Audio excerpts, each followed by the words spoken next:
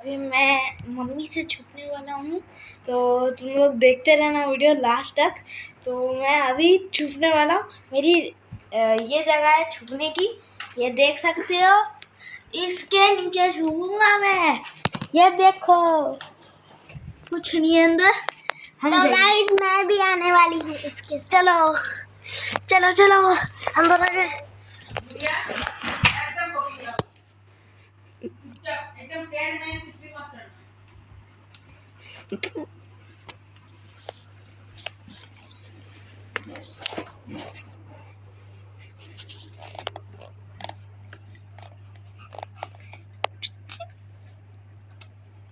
Room का हालत बना के रखा है। कैसे बना दिया है? क्या रूम था ये? तो हम लोग का फोटो सेशन वाला रूम। आजा। क्या बना दिया रे? तो गाइस अभी बाबू